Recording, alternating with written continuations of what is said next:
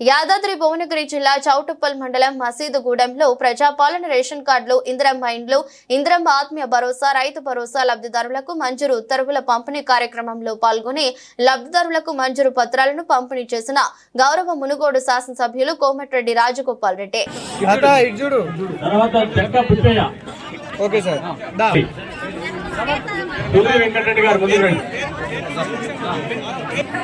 తర్వాత రేషన్ కార్డులకు సంబంధించి సయ్యద్ షబీర్ గారు రేషన్ కార్డులకు సంబంధించి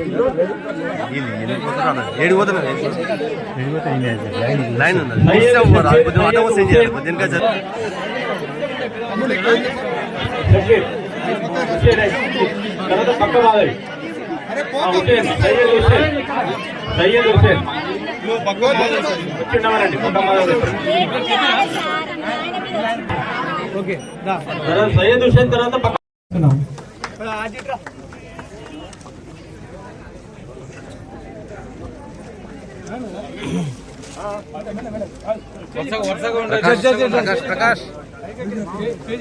గౌరవ శాసనసభ్యులు వేదిక నల్లించవలసిందిగా కోరుతున్నాం. అదేవిధంగా కాన్స్టిట్యున్సీ లెవెల్ ఆఫీసర్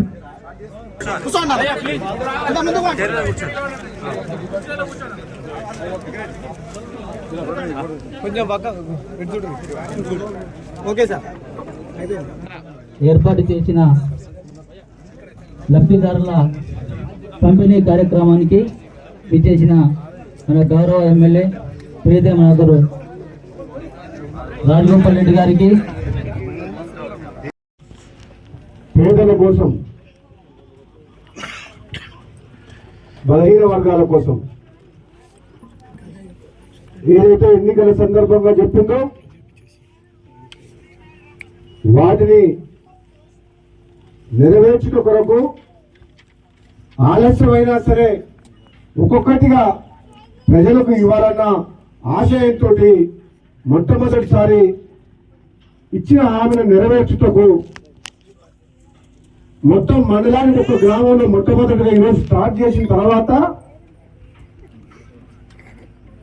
మార్చి నెలాఖరు లోపల ప్రతి ఒక్కరికి క్షుణ్ణంగా పరిశీలించి మిగతా వాళ్ళకు కూడా అందరికి ఇవ్వాలన్న లక్ష్యంతో ఈరోజు ప్రారంభోత్సవ కార్యక్రమం చేసుకోవడం జరిగింది. అందులో పాల్గొంటున్న అధికారులకు, నాయకులకు, మహిళా సోదరిమణులకు, గ్రామస్తులందరికీ నా హృదయపూర్వక నమస్కారాలు. మా ఎమ్మెల్యే గారి చేతుల మీదుగా పంపిణీ చేయడానికి మన 4 స్కీములకు సంబంధించి రేషన్ కార్డులకు సంబంధించి 61 మందికి ఇప్పుడు ఈరోజు మనం ఇస్తున్నాం సార్. దాంతో భాగంగా ఇందిరమ్మ ఇళ్లకు సంబంధించి కూడా 53 మందిని సెలెక్ట్ చేయడం జరిగింది.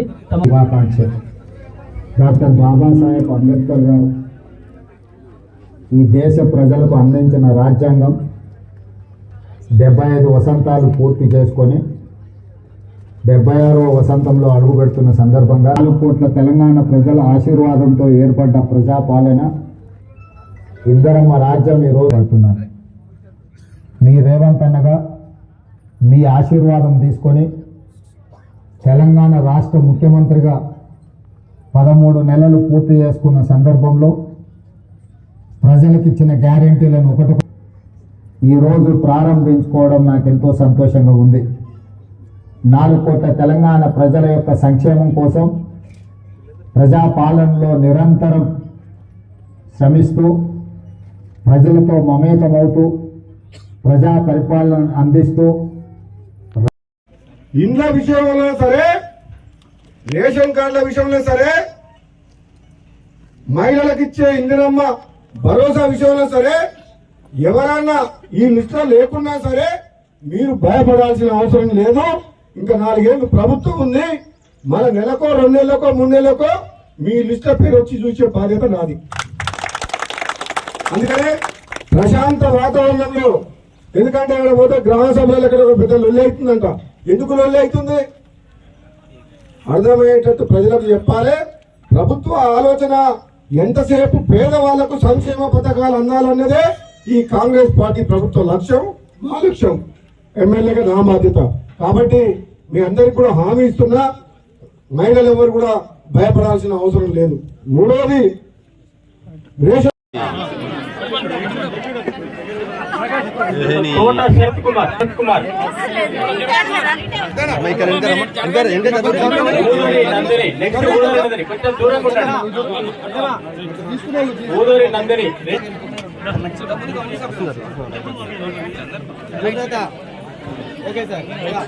ఇందిరమ్మ ఇండి తర్వాత ఆకిడి సువర్ణ ఆకిడి సువర్ణ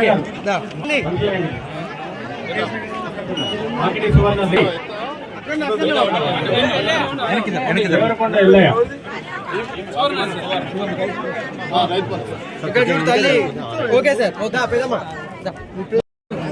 నెక్స్ట్ పక్క బాలమ్మ లైన్ లో ఉన్నాడు. పక్క బాలమ్మ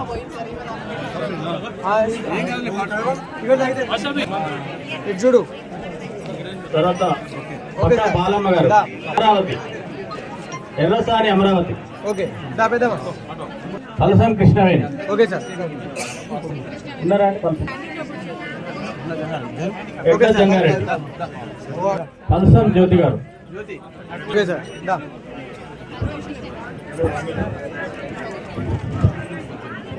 చూడు పెద్దమ్మా ఓకే సార్ రాత్రి పగలు కష్టపడుతుంది, మీ మాట నిలబెట్టుకుంటుంది. అందులో ఎటువంటి అనుమానం లేదు. ఎవరు ఎన్ని చెప్పినా కానీ, ఎవరు ఎన్ని మధ్య బంధనం చేసినా కానీ కాంగ్రెస్ పార్టీ ఇచ్చిన హామీల విషయంలో వెనుకడుగు వేసే ప్రసక్తే లేదు. నేను చెప్తున్నా, ఈరోజు ఒక శాసనసభ్యునిగా బట్టి విక్రమార్క గారు, మన ఆర్థిక శాఖ మంత్రి, నాకు అత్యంత దగ్గర మనిషి. నేను రోజు పోతున్నా, లెక్కలని చూపిస్తున్నా. మన రాష్ట్రానికి వచ్చే ఆదాయం ఎంత, మనం ఇచ్చిన హామీలేంది, గత ప్రభుత్వం ఇచ్చిన హామీలేంది, అసలెంత, మిత్తెంత, జీతాలకు ఎన్ని పైసలు పోతున్నాయి, రైతులకు ఉచిత కరెంటుకి ఎంత పోతుంది, ఈ రకంగా మొత్తం లెక్క చెప్తుంది. అయినా సరే రైతులకు మాట ఇచ్చినాం, మహిళలకు మాట ఇచ్చినాం, పేదలకు మాట ఇచ్చినాం. ఎట్టి పరిస్థితుల్లో ఎన్ని అప్పులు చేసైనా సరే మాట నిలబెట్టుకోవాలని చెప్పి అంటున్నాం. అంటే దగ్గరగా ఆర్థిక మంత్రికి దగ్గర వ్యక్తిగా, చదువుకున్న వ్యక్తిగా నేను చెప్తున్నా, మీకు ఎన్ని కష్టాలున్నా, ఎన్ని అప్పులున్నా, ఎన్ని బాధలున్నా, ఈ కాంగ్రెస్ పార్టీ ఇది పేదల పార్టీ, ఇది పేదోళ్ళ రాజ్యం వచ్చింది కాబట్టి పేదోళ్ళ కోసం ఎంత దూరమైనా పోయి మీకు ఇచ్చిన హామీలు నెరవేర్చే బాధ్యత ఈ ప్రభుత్వం మీద ఉంది, ఈ పార్టీ. ఎప్పుడు ఈ సందర్భంగా చెప్తున్నా, ముఖ్యమంత్రి గారు ఏ విధంగా మన కాంగ్రెస్ పార్టీ వచ్చిన తర్వాత బడుగు బలహీన వర్గాలకు, పేదలకు న్యాయం చేయాలన్న లక్ష్యంతో ఏదైతే ఎన్నికల సందర్భంగా ఇచ్చిన హామీలని ఒక్కొక్కటిగా నెరవేరుస్తూ ముందుకు వస్తున్నాం మీ ఆశీర్వాదంతో అని చెప్పిండ్రు. అదేవిధంగా మన ఆర్డీఓ గారు కూడా మీకు 4 పథకాల గురించి చెప్పడం జరిగింది. మొట్టమొదటిగా గతంలో ప్రభుత్వం కూడా పేదలకు ఇల్లు కట్టిస్తామని చెప్పిండు, 2 బెడ్రూమ్ల ఇల్లు కట్టిస్తామని చెప్పిండు. 10 ఏళ్ల పాలనలో నిజంగా చెప్పాలంటే తెలంగాణలో ఎండకు ఎండి వానకు తడిసి నిరుపేదలు గుడిసెల్లో ఉండి ఇల్లు లేని వాళ్ళకు మాత్రం న్యాయం జరగలేదు. కానీ ఈ ప్రభుత్వం మొట్టమొదటిగా ఇందిరమ్మ ఇల్లు కట్టిస్తామని చెప్పి ముందుకు వచ్చింది. అందులో భాగంగానే మసీదుగూడెం గ్రామంలో పేదోళ్లకు ఇళ్ల స్థలం ఉండి ఇల్లు కట్టుకోలేని వాళ్ళకు స్థలము లేకుండా కిరాయిలు ఇందిరమ్మ ఇండ్లు వస్తాయి. కానీ ఒక్క మాట మీకు మాటిస్తున్నా, ఎవరైనా రానోళ్ళు కూడా మీరు ఎటువంటి అనుమానం పెట్టుకోకండి. ఇంకెవరైనా తక్కువ పడితే కూడా లిస్టు యాడ్ చేస్తా. అది నా మాట, నా బాధ్యత. నేను చెప్తున్నా, 53 మందికి వచ్చినాక రానోళ్ళు ఎవరైనా ఉంటే మీరు ఆగమానం కావద్దు, ఆందోళన చెందొద్దు, ఎవరితో పంచాయతీ పెట్టుకోవద్దు, ఎవరిని మాటలు అనొద్దు. మిగతా వాళ్లకు న్యాయంగా పేదరికంలో ఉన్న వాళ్లకు ఎవరైనా రానోళ్ళు ఉంటే ఇప్పించే బాధ్యత ఎమ్మెల్యేగా నాది. అది కాంగ్రెస్ పార్టీనా, బీజేపీ పార్టీనా, బీఆర్ఎస్ పార్టీనా, ఇది పార్టీలకు సంబంధం లేదు. ఇది ప్రజల సొమ్ము. ప్రభుత్వం ఏ ప్రభుత్వం ఉన్నా ప్రతి పేదవాడికి సంక్షేమ పథకాలు అందించాల్సిన బాధ్యత మా మీద ఉన్నది. కాబట్టి శాసనసభ్యులుగా మీరు పార్టీలకు అతీతంగా తప్పకుండా ఈ లిస్టులో రాని ఎవరైనా ఉంటే 2014 కంటే ముందు కాంగ్రెస్ పార్టీ ఆనాడు రాష్ట్రంలో ఉమ్మడి ఆంధ్రప్రదేశ్ లో ఎవరు రేషన్ కార్డు అడిగినా ఇచ్చిరా లేదా? మీ ఊళ్ళో ఎన్ని కుటుంబాలు ఉన్నాయి? మసీద్ కూడా ఆల్రెడీ ఎన్ని ఉన్నాయి రేషన్ కార్డులు? ఆనాడు కాంగ్రెస్ పార్టీ ప్రభుత్వం తెల్ల రేషన్ కార్డులు అడిగిన వాళ్ళందరికి ఇచ్చిందా లేదా? ఇచ్చిందా లేదా? మరి గత ప్రభుత్వం 10 ఏళ్ళ మీ ఊళ్ళో ఎవరికైనా కొత్త రేషన్ కార్డు వచ్చిందా? అప్పుడు చేయరు. వచ్చిందా? మన ఇప్పుడు కొత్త రేషన్ కార్డు ఎవరిస్తున్నారు? అప్పుడు చేయరు.